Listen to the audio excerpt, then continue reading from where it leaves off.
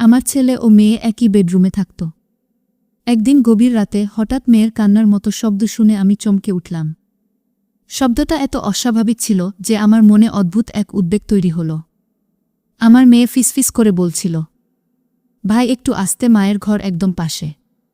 তার কথাগুলো শুনে আমার মনে সন্দেহ জন্মায়।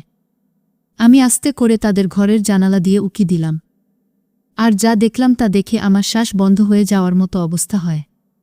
হ্যালো বন্ধুরা, কেমন আছো সবাই? আশা করি সকলেই ভালো আছো। তো বন্ধুরা, আজকের গল্পটি খুবই স্পেশাল, তাই ভিডিওটি একদম মিস করা যাবে না। আমি অরুণা, একজন সাধারণ গৃহবধূ। আমার সংসারটা খুব ছোট হলেও সবকিছু মিলে শান্তিপূর্ণ ছিল।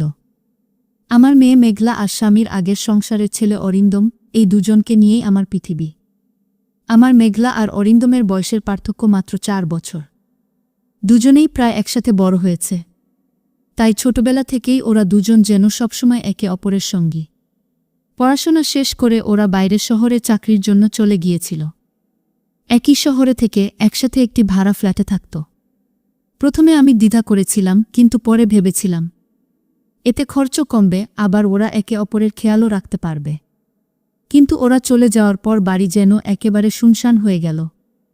স্বামী পক্ষাঘাতে আক্রান্ত হয়ে বিছানায় পড়ে আছেন, আমি দিনরাত তার দেখাশোনা করি।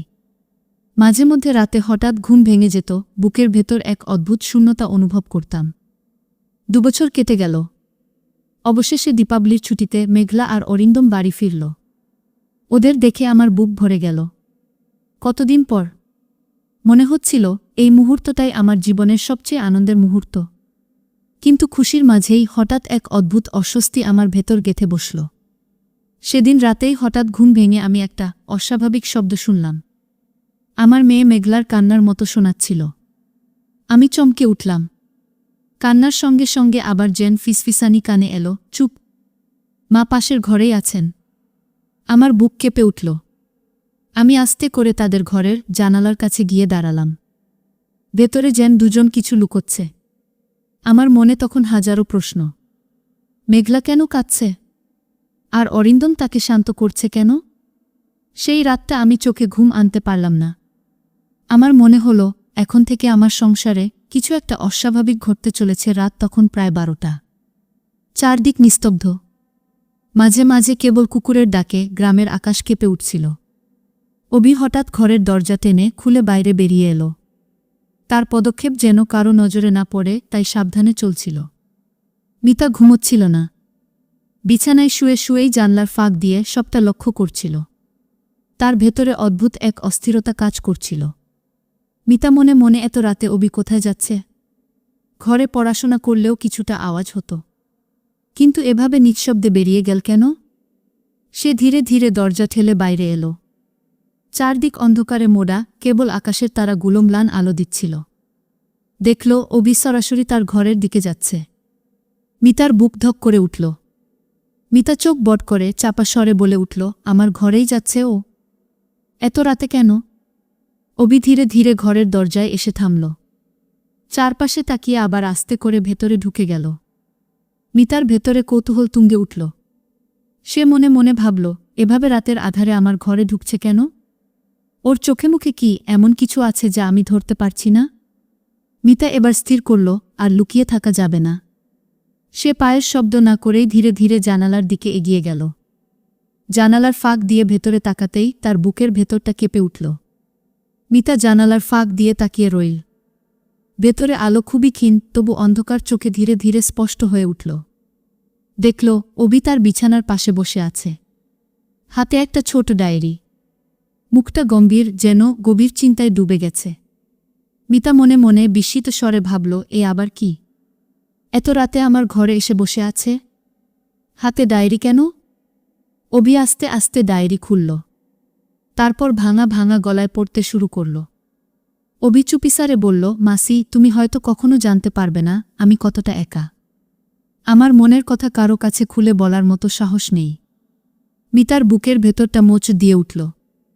সে বুঝতে পারল অভি কারো সঙ্গে নিজের দুঃখ ভাগ করতে পারছে না। হয়তো সেই কারণেই এই ঘরে এসেছে, যেখানে সে নিজেকে নিরাপদ ভাবে। কিন্তু মিতার মনে আবারও প্রশ্ন ঘুরপাক খেতে লাগল, তবুও এভাবে গভীর রাতে আমার ঘরে লুকিয়ে আসা। এটা কি শুধুই অবির একাকিত্ব, নাকি এর ভেতরে লুকিয়ে আছে অন্য কোনো সত্যি? মিতা জানালার আড়ালে দাঁড়িয়েই দেখল অভি ডায়েরিটা বুকের কাছে চেপে ধরল। তারপর ফিসফিস করে বলল, অভিকেও যদি আমার কষ্টটা একটু বুঝত, তবে হয়তো আমি এতটা ভেতরে ভেঙে পড়তাম না। এই দৃশ্য দেখে মিতার চোখে জল এসে গেল, কিন্তু একই সঙ্গে মনে অদ্ভুত এক ভয় কাজ করতে লাগল। সে ভাবল, যদি পরিবারের অন্য কেউ আজকের এই দৃশ্য দেখে ফেলে, তবে অভি আর আমি দুজনকেই নিয়ে শুরু হবে কত রকমের ভুল বোঝাবুঝি। অন্ধকার ঘরে নিঃশব্দে যেন রহস্য আরও ঘনিয়ে এল। রাত আরও গভীর হল। চারপাশে হালকা ঝিঙি পোকার ডাক শোনা যাচ্ছে। মিতা জানালার ফাঁক দিয়ে তাকিয়ে আছে, বুক ধরফট করছে। অভি তখনও তার বিছানার পাশে বসে, চোখ দুটো লালচে, যেন অনেক কেঁদেছে। ডায়েরিটা বন্ধ করে নিঃশব্দে দীর্ঘশ্বাস ফেলল। অভি নিজের সঙ্গেই ফিসফিস করে বলল, মাসি, তোমার কাছেই আমি একটু ভরসা খুঁজি। সবাই ভাবে আমি হাসি খুশি ছেলে, কিন্তু ভেতরে আমি একেবারে ভেঙে গেছি। মিতার বুক মোচ দিয়ে উঠল।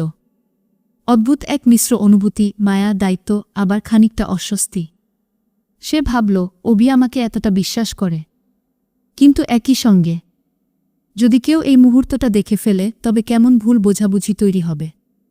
ঠিক তখনই করিডোর থেকে হালকা শব্দ এল। মনে হলো কেউ হয়তো জেগে উঠেছে। অভি দ্রুত সজাগ হল, ডায়েরিটা আঁকড়ে ধরে উঠে দাঁড়াল।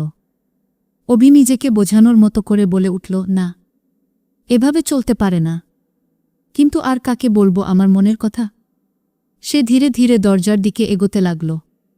মিতা জানালার আড়াল থেকে তাকিয়ে দেখল অভির চোখের কোণে অশ্রু ঝিলমিল করছে। মিতা এবার ভেতরে ভেতরে সিদ্ধান্ত নিল, এই ছেলেটা ভেতরে কত কষ্ট নিয়ে বেঁচে আছে তা কাউকেই জানায়নি। আমাকে ওর পাশে দাঁড়াতেই হবে, কিন্তু এমনভাবে যাতে সমাজে কোনো প্রশ্ন না ওঠে আর কেউ ভুল না বোঝে। এই মুহূর্তেই গল্পে রহস্যের সঙ্গে দায়িত্ববোধ মিশে গেল। মিতার মনে হল, হয়তো অভির জীবনেই আমি একমাত্র আশ্রয়, কিন্তু আমারও তো একটা সীমা আছে। কিভাবে সামলাবো এই অদ্ভুত পরিস্থিতি? অন্ধকার রাতের নিস্তব্ধতার ভেতরে এই প্রশ্নটাই তাকে ঘিরে রইল। ভোরের আলো ধীরে ধীরে গ্রামটাকে আলোকিত করতে শুরু করেছে। মিতা রাতভর চোখের পাতা এক করতে পারেনি। জানালার পাশে বসেই ভোর পর্যন্ত কাটিয়ে দিল। তার মাথায় শুধু একটাই প্রশ্ন ঘুরপাক খাচ্ছে, অভি এমনটা করল কেন? কেন সে আমার ঘরে এলো? সকালে ঘরের কাজ শেষ করে মিতা রান্নাঘরে ব্যস্ত ছিল। ঠিক তখনই অভি চুপচাপ তার পাশে এসে দাঁড়াল। চোখের নিচে কালি পড়ে গেছে, রাতভর ঘুম হয়নি বোঝাই যাচ্ছে। অভি আস্তে বলল, মাসি, তুমি গতরাতে সব দেখেছ, তাই না? মিতা থমকে দাঁড়াল। কি বলবে বুঝে উঠতে পারছিল না, শুধু মাথা নেড়ে হ্যাঁ করল। অভি গভীর নিঃশ্বাস নিয়ে বলল, আমি জানি তুমি হয়তো আমাকে ভুল বুঝেছ, কিন্তু সত্যি বলছি, আমার কোনো খারাপ উদ্দেশ্য ছিল না। মিতা নরম গলায় বলল, তাহলে এত রাতে তুমি আমার ঘরে এলে কেন অভি? অভির চোখ ভিজে উঠল। সে কাঁপা কাঁপা গলায় বলল, কারণ আমি একা, মাসি। বাবা মা দুজনেই নেই। কাকা কাকিমার কাছে থাকলেও কখনো আপন ভাব পাইনি। ছোটবেলা থেকে সবাই শুধু আমাকে দোষ দিয়েছে, আমি নাকি সংসারের বোঝা। বাইরের সবাই ভাবে আমি হাসি খুশি, কিন্তু ভেতরে আমি দিন দিন ভেঙে পড়ছি। সে একটু থেমে আবার বলল, তুমিই একমাত্র মানুষ যার কাছে আমি একটু স্নেহ পাই।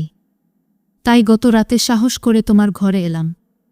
শুধু ডায়েরির কথা শোনাতে চেয়েছিলাম, আমার কষ্টগুলো ভাগ করে নিতে চেয়েছিলাম। মিতার বুক হাহাকার করে উঠল। সে বুঝল, এই ছেলেটা আসলে ভুল পথে যায়নি, বরং দুঃখ, একাকিত্ব আর ভালোবাসার অভাবেই তার আচরণগুলো এতটা অদ্ভুত হয়ে উঠেছে। মিতা মনে মনে প্রতিজ্ঞা করল, অভিকে আমি একা হতে দেব না। তবে তাকে বোঝাতে হবে, ভুল পথে ভরসা খোঁজা উচিত নয়, পরিবারকে সঠিকভাবে নিজের কষ্ট জানাতে হবে। মিতার চোখের জল গড়িয়ে পড়ল। অভির মাথায় হাত রেখে সে শুধু বলল, তুমি আমার ছেলের মতো অভি, আমি তোমার পাশে আছি। কিন্তু এক শর্তে, আমাদের এই সম্পর্ক যেন সবসময় পরিষ্কার, সম্মানজনক আর সমাজের কাছে গর্বের হয়। বুঝেছ? অভি চোখ মুছে মাথা নাড়ল। তার মুখে বহুদিন পর স্বস্তির আভাস দেখা গেল। কিন্তু মিতা জানত, এটাই শেষ নয়। সমাজ যদি ভুলভাবে এই সম্পর্ক দেখে ফেলে, তবে আবারও ভুল বোঝাবুঝির ঝড় উঠতে পারে। দিন কয়েক শান্তভাবেই কেটে যাচ্ছিল। মিতা ভেবেছিল অবির সাথে কথা বলে হয়তো সব সমস্যার জট খুলে যাবে। কিন্তু বাস্তবের ছবি যে এত সহজ নয় সেটা বুঝতে দেরি হল না। একদিন দুপুরে বাড়ির আঙিনায় দুজনেই কথা বলছিল। অভি ডায়েরি হাতে মিতাকে কিছু লিখে শোনাচ্ছিল। হঠাৎ পাশের ঘরে থাকা এক আত্মীয়া জ্যাঠাইমা দরজার ফাঁক দিয়ে সবটা দেখে ফেললেন। জ্যাঠাইমার চোখ মুখ তেতে উঠল। উফ, কি দেখি! ভাবি ভাতিজা একসাথে এত গোপনে ফিসফিস করছে। এসব নিশ্চয় ভালো কিছু নয়। তিনি আর দেরি না করে পাড়া প্রতিবেশীর কাছে গিয়ে কথাটা ছড়িয়ে দিলেন। কিছুদিনের মধ্যেই গ্রামের উঠোনে চাপা ফিসফাস শুরু হল। অভি নাকি মাঝরাতে মাসির ঘরে ঢোকে। দেখেছ কেমন চুপচাপ মুখে সব চাপা দিচ্ছে। এইসব কথা কানে আসতেই মিতার বুক কেঁপে উঠল। সে ভাবল, যা ভেবেছিলাম তাই হল। আমি যেটা শুধুই দায়িত্ব আর স্নেহ হিসেবে দেখেছি, মানুষ সেটাকেই অন্য চোখে দেখতে শুরু করেছে। অভি তবুও হাল ছাড়ল না। একদিন চোখ ভিজে গিয়ে বলল, মাসি, সবাই আমাকে দোষ দিচ্ছে, অথচ আমি কিছুই করিনি। আমি শুধু তোমার কাছে সান্ত্বনা খুঁজেছি। মিতা তার চোখের দিকে তাকিয়ে শান্ত স্বরে উত্তর দিল, অভি, মানুষ কখনো কখনো যা দেখে তার ভুল মানে করে, কিন্তু আমাদের কাজ হলো সত্যিকে আঁকড়ে ধরা। তুমি আমার সন্তান সোম, আমি তোমার আশ্রয়। এই সত্যিটা যদি আমরা মনে রাখি, তবে কেউ আমাদের বদনাম দিয়ে হারাতে পারবে না। এরপর মিতা সাহসী সিদ্ধান্ত নিল। সে পরিবারের সামনে দাঁড়িয়ে সব খুলে বলল, অভি আমার কাছে কেবল ভাতিজা নয়, আমার সন্তানের মতো। ওর কষ্ট আমি নিজের মনে চেপে রাখতে চাইনি। আমি শুধু ওকে আশ্বাস দিয়েছি, এর ভেতরে কোনো লুকোনো সম্পর্ক নেই, কোনো পাপ নেই। আমি চাই তোমরা সবাই অভিকে আপন করে নাও। মিতার কণ্ঠ এতটা দুই ছিল যে কেউ আর আপত্তি তুলতে পারল না। গ্রামের অনেকেই ফিসফিস বন্ধ করল। কেউ কেউ মিতার চোখের দ্বিতা দেখে বুঝতে পারল এই সম্পর্কের ভেতরে সত্যি এক ধরনের মমতা আছে, যার কোনো অন্য মানে করা উচিত নয়। অভি সেদিন প্রথমবারের মতো স্বস্তির নিঃশ্বাস ফেলল। মনে মনে বলল, মাসি শুধু আমার আশ্রয় নয়, আমার জীবনের আলো। মিতার জীবনের এই অধ্যায় যেন পুরো গ্রামকে এক শিক্ষা দিয়ে গেল। মানুষের চোখে দেখা ছবির সবকিছুই সত্যি হয় না। কখনো কখনো স্নেহ, দায়িত্ব আর মমতা, এই পবিত্র সম্পর্কগুলোকেও ভুলভাবে ব্যাখ্যা করা হয়। মিতা ও অভির সম্পর্ককে নিয়ে সমাজ প্রথমে সন্দেহ করেছে, কিন্তু সত্যকে যখন দুভাবে প্রকাশ করা হলো, তখন সবাই ধীরে ধীরে নীরব হয়ে গেল। মিতা বুঝল, মানুষের কথা থামানো যায় না, কিন্তু নিজের সত্যকে আঁকড়ে ধরা যায়। অভি শিখল যে ভালোবাসা আর আশ্রয় পবিত্র, সেটাই জীবনের সবচেয়ে বড় শক্তিগু। গল্পটা এখানেই শেষ হয় না। এটা আমাদের সবার জন্য এক গভীর শিক্ষা। পরিবারের ভেতরে বিশ্বাস আর খোলামেলা কথা বলার জায়গা তৈরি করা জরুরি।